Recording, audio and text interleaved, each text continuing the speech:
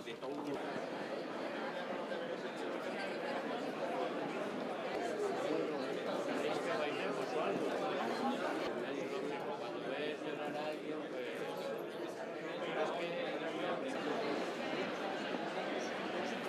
encuentro de profesionales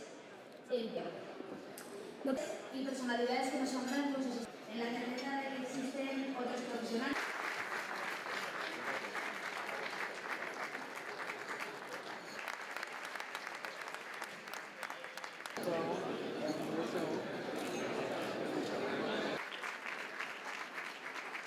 Y aprovechar también para felicitar al resto.